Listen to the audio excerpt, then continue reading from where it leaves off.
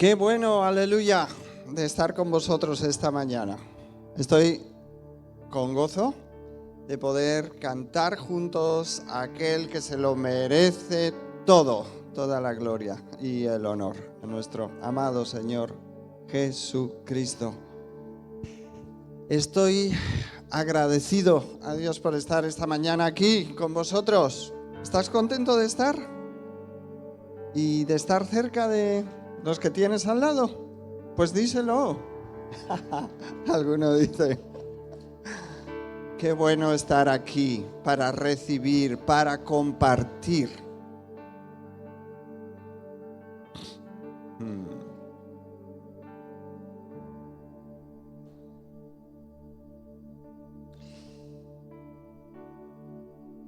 Porque la presencia de Dios, que Él esté con nosotros, que notemos algo que no podemos ni explicar, pero que nos empieza no solo a animar, no solo a sentir paz, sino a veces también a remover cosas que hay dentro para cambiar. Eso es que Él está aquí. También para empujarnos a eso. Qué bueno.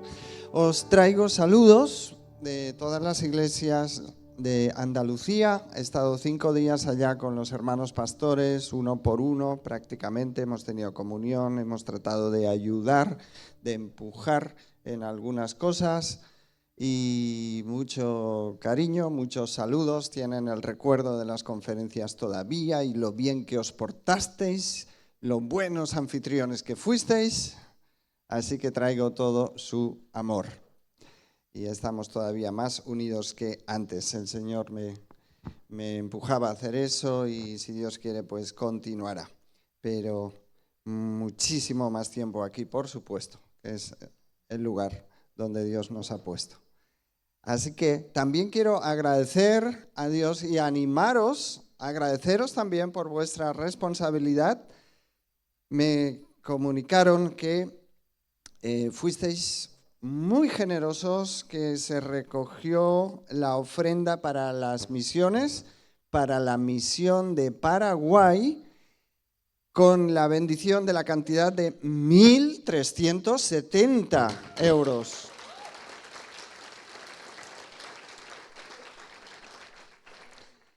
Gloria a Dios. Qué bueno. Qué ofrenda más generosa para lo que están haciendo allá, abriendo camino con comedor social para niños y otras cosas, allá Ramón y Álida. Y gracias a Dios, como iglesia empezamos todavía a meter más fuerza en las misiones con ayuda y gracias a que estamos poniendo el pie en el río, es decir, que estamos dando pasos de fe en ese sentido, estamos notando algo.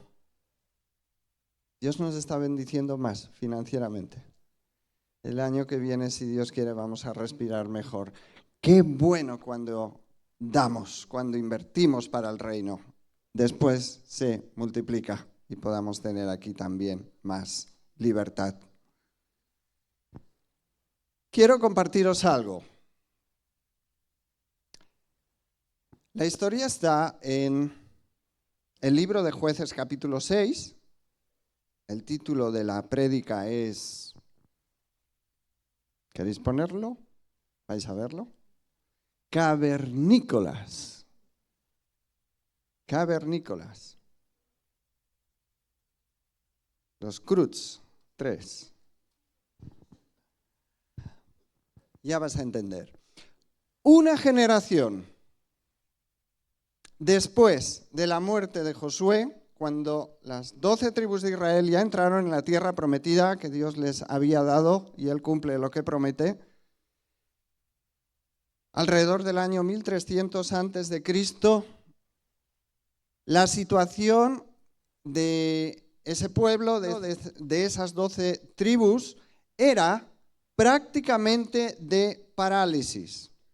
Estaban prisioneros en su propia tierra que Dios les había dado. ¿Cómo es eso? En Jueces 6 está la historia.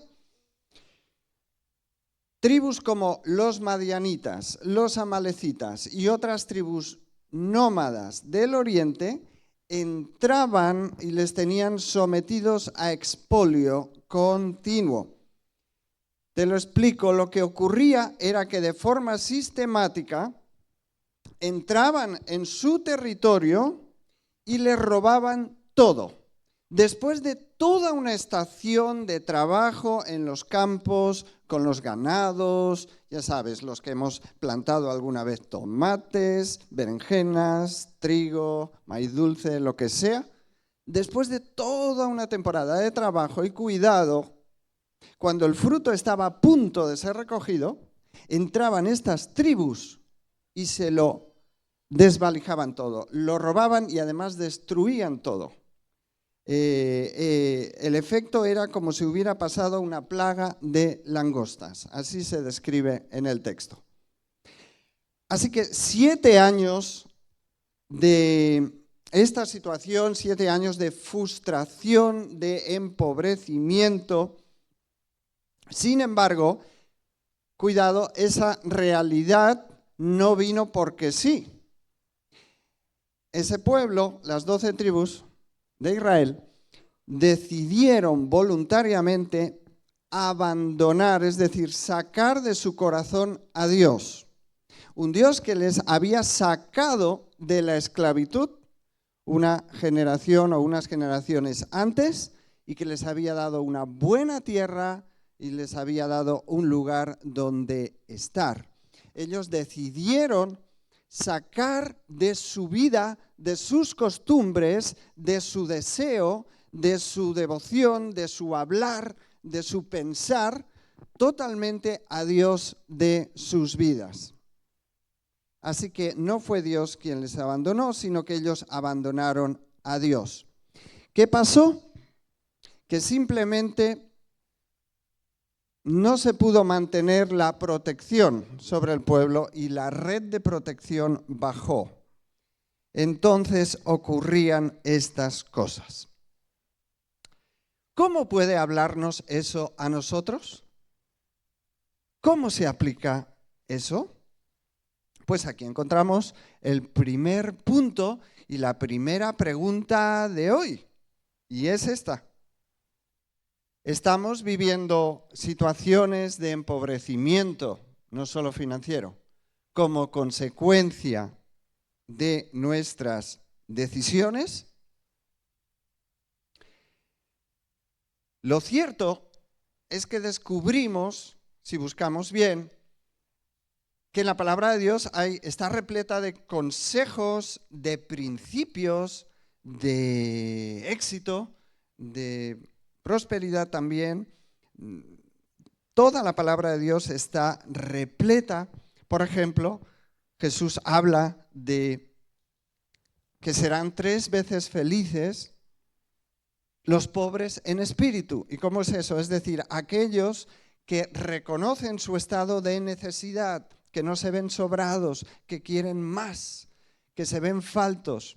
Jesús dice que serán 3 veces felices aquellos que tengan hambre y sed de más, que tengan hambre y sed de más justicia de Dios, de la verdadera justicia, de las cosas bien hechas, de las cosas bien establecidas, según fuimos creados. Por ejemplo, Jesús dice que serán llamados hijos de Dios los pacificadores, no aquellos que buscan el conflicto y arman continuamente líos, sino aquellos que buscan y son pegamento para otros, y ellos serán llamados hijos de Dios. Jesús dice tantas cosas, habla sobre el perdón, habla no ya porque sí, sino que hay una consecuencia, un fruto, y porque Él nos ha perdonado primero, porque tenemos tarea, todos los que estamos aquí, y los que no están, y yo el primero, pero Él nos da perdón verdadero. Pero toda la palabra de Dios habla, por ejemplo, de otros principios, la necesidad de caminar en misericordia y verdad. Dice, ponlas como un collar en tu cuello, misericordia y verdad. Verdad. Este es el mensaje de la palabra de Dios. No mentiras, no mentiras piadosas. ¿Sabes que las mentiras piadosas no son verdad? No, es que es para hacer menos daño. Nos metemos en unos berenjenales, queriendo arreglar las cosas. Habla verdad, misericordia y verdad. La palabra de Dios está repleta de consejos de seguridad, de vida que hacen florecer nuestro interior y a nuestro alrededor. La palabra de Dios habla, por ejemplo, de la necesidad de caminar en humildad y no en egoísmo, no en orgullo. Antes, el camino al éxito es el abandono de todo esto. A la honra precede la humildad, pero si caminamos en algo contrario a humildad, no va a haber honra donde nosotros nos movemos. ¿Qué necesario es honrar, por ejemplo, un mandamiento? Honra a tu padre y a tu madre. Pero es que no se lo merecen, es que me abandonaron, es que me hicieron daño. Bueno, en la parte que te toca, honra. Dios se ocupa de lo otro y aún sufrieron sus consecuencias por no hacer lo que debían. Pero esta cadena de deshonra en nuestras culturas, viene el Evangelio, la luz del Evangelio de Jesucristo para romper, para cambiar y que nosotros podamos decir, a partir de ahora, yo me muevo en verdad, yo me muevo en honra, yo me muevo en humildad, yo me muevo en pacificación, yo me muevo en reconocerme necesitado. La palabra de Dios está repleta, habla de no a la idolatría, no colocar en primer lugar algo que no es tampoco nuestro creador, nuestro primer amor, la fuente del amor. Cualquier cosa que te obsesione, que coloques en primer lugar, vas a ser esclavo de ella. La palabra de Dios está repleto de todo esto y estaba repleto también para ese pueblo primitivo, antiguo. Pero ellos quisieron abandonar y entonces bajaron las defensas. Y bajar las defensas es como exponerse. Ni siquiera es ya como un castigo, sino una consecuencia de lo que tú decides. Y recibimos cosas para las que no fuimos creados, ni Dios quería que camináramos en ellas, ni que recibiéramos siquiera ninguna especie de mal. Pero es como exponerte, es como ir ahora mismo por la noche, con poca ropa, con manga corta así, sin loción para mosquitos, sin protección. Cuando fui a México, sí, el que estaba en el autobús pues nos daba como cortes de publicidad porque nos quería vender muchas cosas y nos vendía una loción especial para el dengue, cuidado con el dengue, y yo decía, ¿quién es el dengue? Resulta que era un mosquito muy peligroso, especialmente que buscaba a europeos y extranjeros. Meterse en esos sitios sin protección es exponerse a todo eso. Es como los turistas que vienen aquí y se hacen esos peinaditos, las mujeres que se les ve todo el cuero cabelludo y después se exponen al sol y les coge de todo. Falta de protección tiene sus consecuencias. Exploremos más. ¿Y cómo reaccionaron frente a esas cosas que les sobrevinieron? Pues punto número 2. Dice el texto que cavaron cuevas, cavernas, galerías debajo de la tierra, escondites, y en los lugares fortificados, ese pueblo se metió. Qué bueno que Vero y yo no hemos hablado y estaba hablando de que Dios nos saca de las cuevas donde nos escondemos. Pues eso es lo que ocurrió, hizo ese pueblo. Preparó, excavó, se metió en cuevas, cavernas y lugares fortificados. ¿Por qué lo hicieron? Por temor. Por temor. ¿Y acaso nosotros no acabamos haciendo lo mismo? Es decir, ¿quién no ha vivido aquí situaciones de temor? Hemos vivido todos, ¿sí?, situaciones que nos han atemorizado. algunas todavía nos atemorizan. Estamos hablando de todo tipo de amenazas, estamos hablando de enfermedades serias, estamos hablando de situaciones económicas difíciles y nos atemorizan. Y como quien más, quien menos aquí lo ha pasado mal, lo hemos pasado mal, tenemos ese recuerdo y vivimos en temor, en ese temor y recuerdo. Y cuando vienen otras situaciones, parece que se activa ese temor, esos temores, porque pueden parecer situaciones de riesgo peligrosas y vuelve eso, esa sensación, ese recuerdo, ese temor. Por lo tanto, tendemos ¿a qué? A escondernos y meternos en cuevas, en cavernas. ¿Qué puede significar lo de vivir en cuevas, cavernas y galerías? Pues se trata ni más ni menos que esconderse, aislarse, meternos en lugares solitarios, no querer dar explicaciones, no querer ser descubiertos. Y atención, también en la soledad puede ocurrir de todo.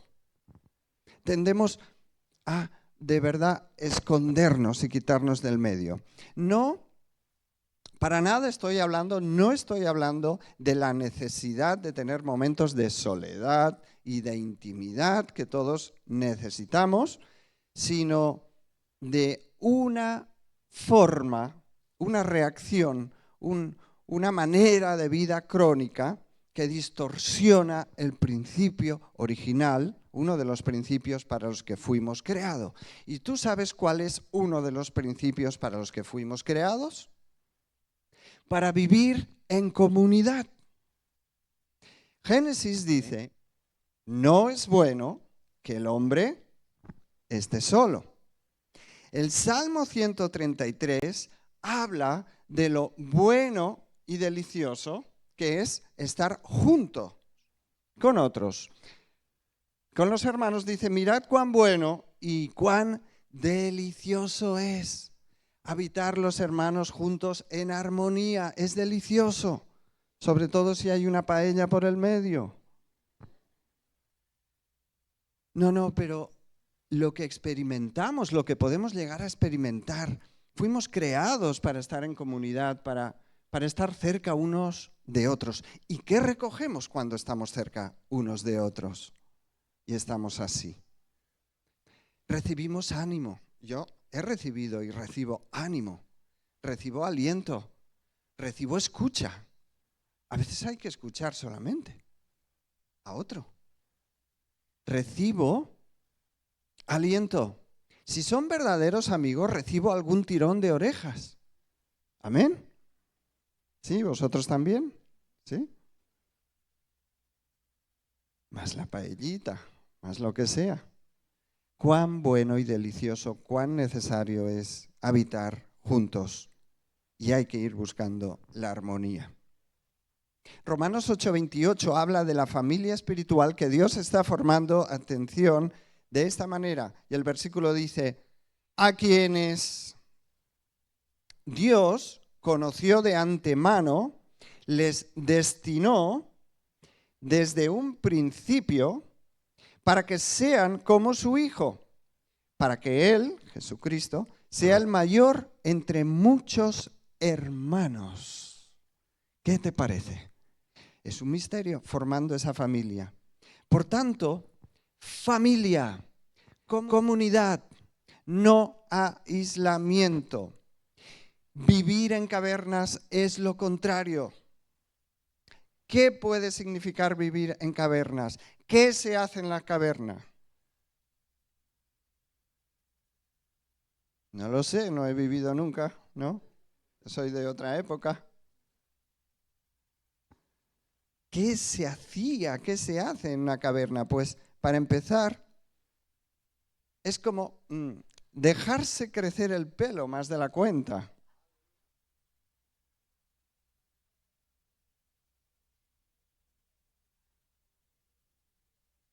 No hay una higiene como debería haberla.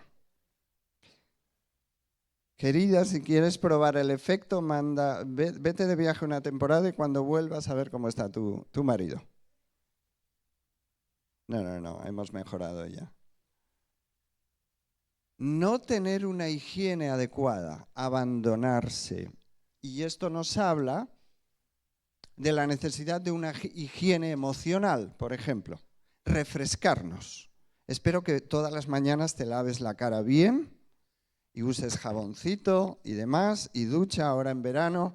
Aquí tenemos la bendición, gracias Señor, de poder ducharnos 4 veces al día, gracias a la humedad que tenemos y el clima que tenemos. Hay otros hermanos en Euskadi que viven de otra manera, pero aquí hay humedad. Todo lo que tiene que ver con abandonarse, no usar una higiene adecuada,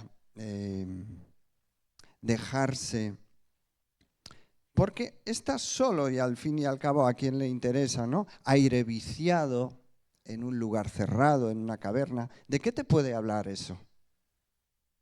Todo cerrado. El aire tiene que renovarse, querido. Mira, los pensamientos tienen que renovarse. Tú tienes que hacer un esfuerzo, querida y querido, cada día para renovar tus pensamientos. El apóstol Pablo dice: renovaos en el espíritu de vuestro entendimiento, para que entonces, solo entonces, eres capaz de comprobar cuál es la voluntad perfecta, buena, agradable de Dios para tomar decisiones. ¿Sí? Renovación. Tienes que cambiar los pensamientos cada día. La mejor forma de cambiar es ir metiendo buenos pensamientos, palabra de Dios, principios que funcionan, y usa esta forma de funcionar. Higiene mental. ¿Amén? Porque es que además en las cavernas, los cavernícolas usan cachiporras. Y es la tendencia a la bronca, al enfado, y a la primera amenaza o cosa que se le parezca, saco la cachiporra. ¡Pum! Y le doy en la cabeza al vecino de la otra cueva.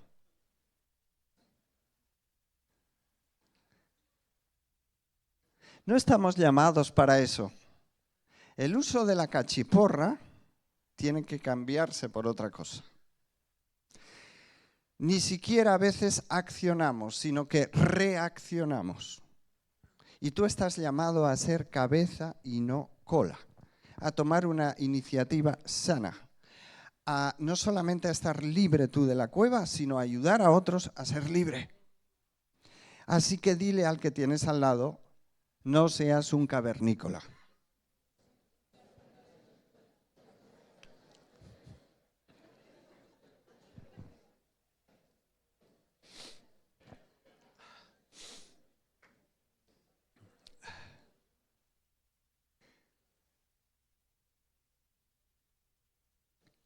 La verdad es que lo decís con mucho convencimiento algunos.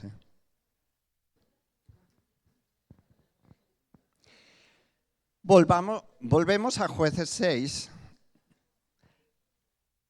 El empobrecimiento de ese pueblo que les robaban todo, todos sus esfuerzos, no prosperaban, tenían que esconderse, se escondían, tenían temor, eso no era vida. Eso provocó que ellos clamaran, lanzaron un clamor. Este es el tercer punto de hoy: clamor de ayuda. ¿Acaso no hacemos nosotros lo mismo?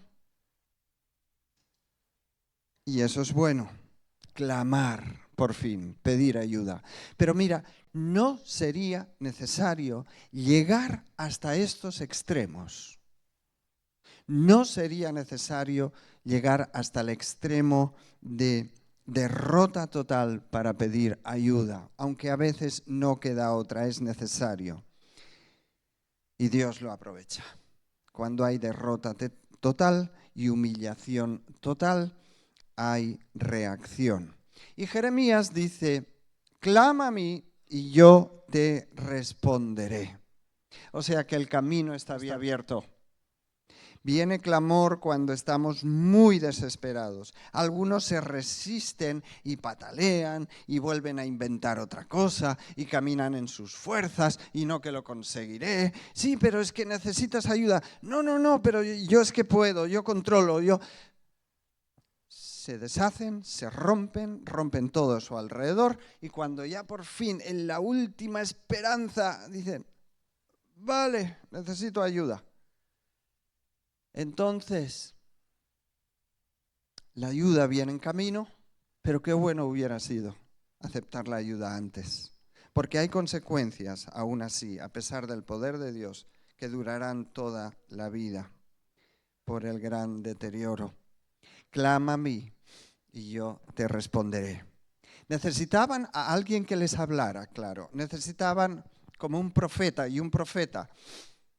Alguien que les ubicara y les ubicó. El profeta les habló del estado en el que estaban y les hizo recordar el lugar de donde salieron, porque tenemos mucha tendencia a olvidar nuestro lugar de origen y nuestra necesidad.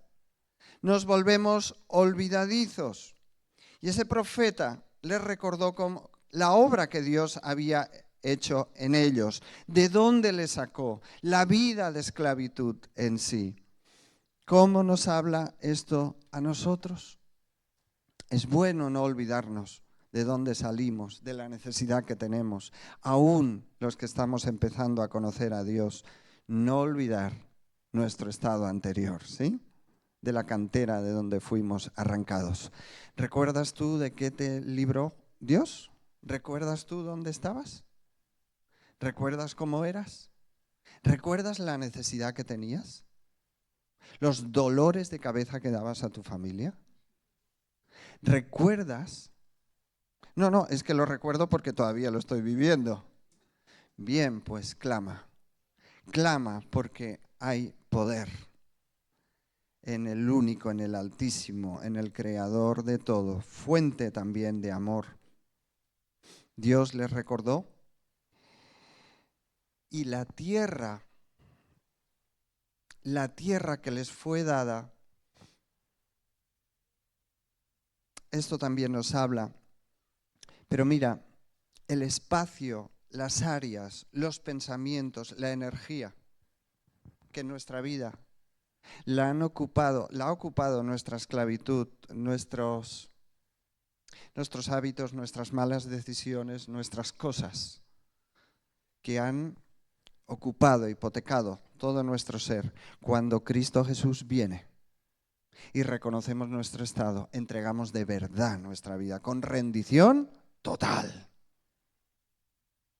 Entonces empieza a ganarse terreno. Repito, el lugar que ocupaban nuestros pensamientos en otras cosas vanas, inútiles, pecaminosas, ahora es terreno conquistado y ya no está lo que estaba. Y eso ya está ocupado. Y todo eso gracias a un pacto que podemos hacer. El pueblo antiguo de Israel hizo un pacto con Dios que olvidó rápidamente. Pero un pacto es algo importante. Es algo que no se rompe con cualquier cosa. Yo tengo hecho un pacto con esta mujer, con Eva. Y no debería importar su carácter y sus reacciones. Y cómo a veces me incomoda. Y cómo a veces El pacto que tiene hecho ella conmigo va por encima del desánimo que ella puede experimentar porque ella ve otra vez. No hay forma. ¿Cuándo va a cambiar esto? Pero recuerda que hay un pacto hecho delante de Dios. Y eso es algo espiritual también. Lo espiritual va más allá de lo que vemos. Dios bendice los pactos, ¿lo sabías? Los pactos hechos en su presencia. De tal manera que incluso donde no hay, puede brotar algo nuevo. Aplíquese al matrimonio, aplíquese a las relaciones, pero sobre todo aplíquese a nuestra relación con Dios.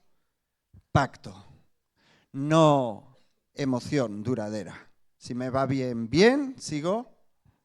Me gusta esto de la iglesia, las comiditas que hacen, los grupitos pequeños, son simpáticos. No, eso está bien, eso también.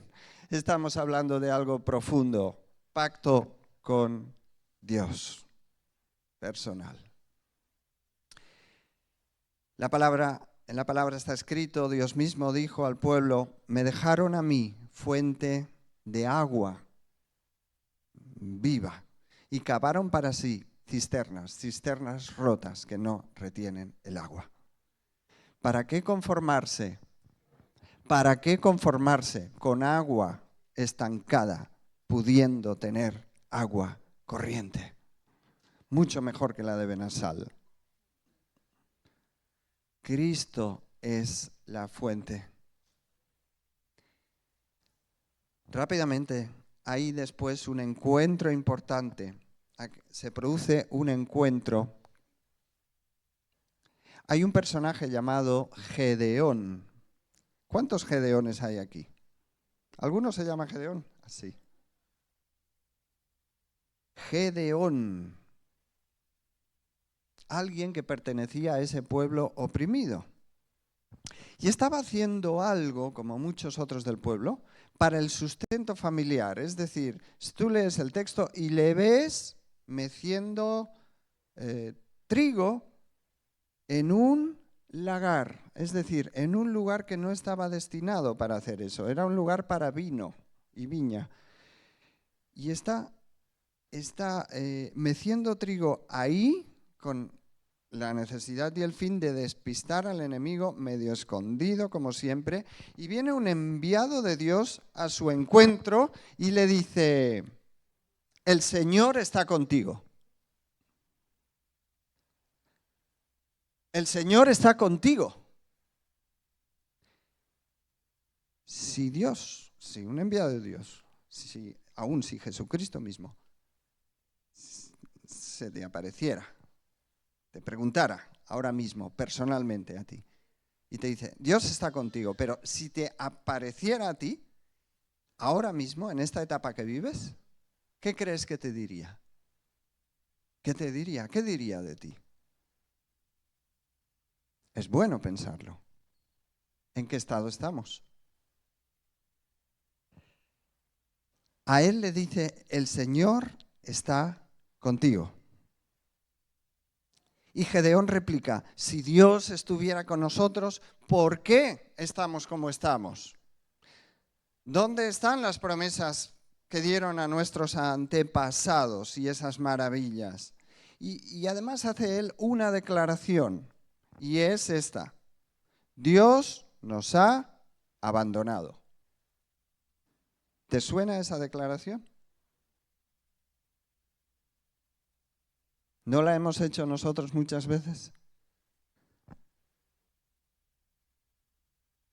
Hemos dicho que Dios no les abandonó, Él no deja a nadie, sino que nosotros le hemos abandonado. Y esa fue la fuente de todos sus problemas.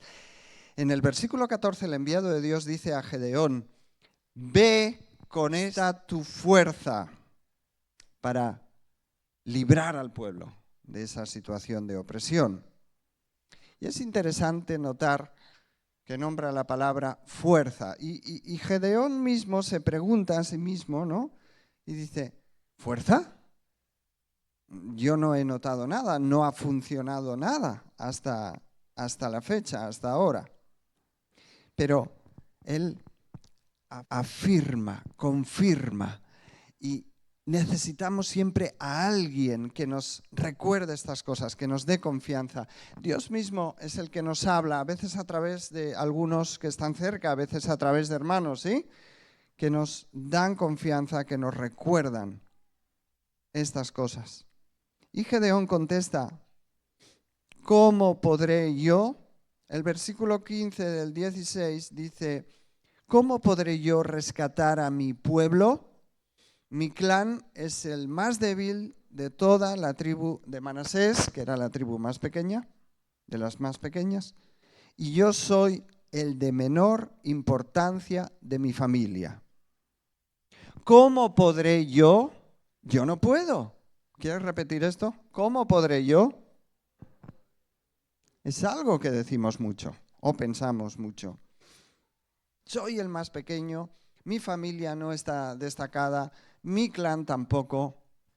¿Qué es lo que voy a hacer? Es decir, menudo fichaje hizo Dios para librar a un pueblo. El más pequeño, el menos importante de una de las tribus más pequeñas, para una gran misión.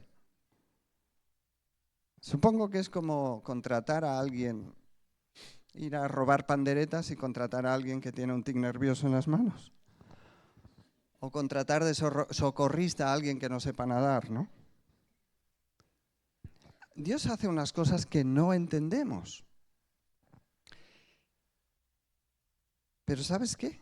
A Dios le encanta. A Dios le encanta usar a lo débil, a lo que no tiene mucha fuerza. Porque Él nos recuerda una y otra vez que no es con espada, no es con ejército, es con su Espíritu, con su Santo Espíritu. No es por fuerza, no es por tus méritos, es por su amor, es por su gracia, es por su poder. No es por tu capacidad, está bien que tengas capacidad, úsala para buenos fines y para los propósitos que Dios te pueda poner en tu corazón, en tu camino, pero no es por tus méritos. Y a Dios le encanta usar lo más débil. Él tomó 2 ancianos para formar una nueva nación y la esposa era estéril. Él tomó a Abraham y a Sara y formó una nueva nación, era imposible. Él tomó a alguien llamado Moisés para librar también a un pueblo en una etapa, y Moisés no se veía capaz, no tenía facilidad de palabra, pero Dios intervino con eso. 2 capítulos anteriores a la historia de Gedeón se habla de Débora. ¿Sabes quién es Débora? Débora fue usada por Dios para librar a todo un pueblo de otros enemigos que los tenían sometidísimos también. Débora, mujer, en esa época, una mujer, en esa época, entre otras cosas, ¿sabes por qué? Porque los hombres no querían pagar el precio. Así que Dios no se detiene.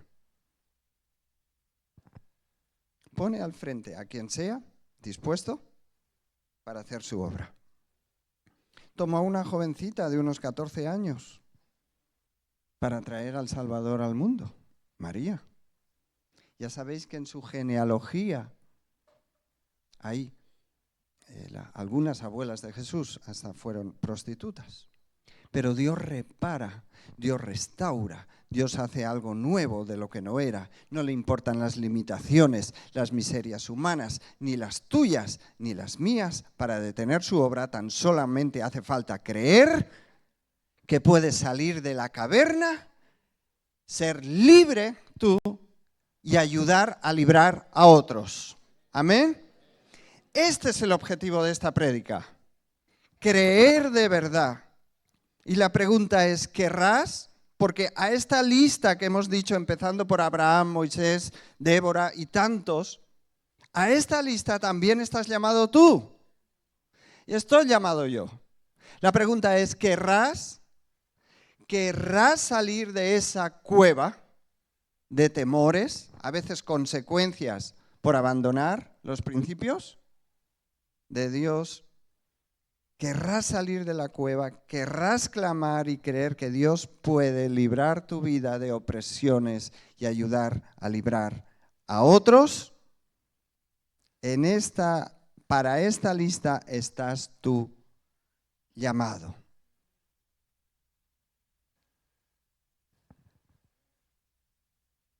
Vamos a orar, los que queráis orar. ¿Quieres salir de la cueva? ¿Quieres entender que nuestra vida, fuimos creados no para vivir una vida de opresión, no para vivir una vida de sentirnos prisioneros?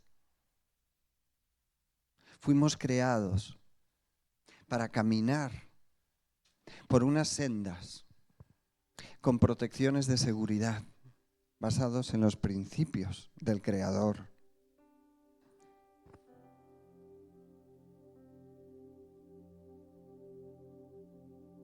No hay que sacudir más trigo en el lagar, no hay que esconderse ya.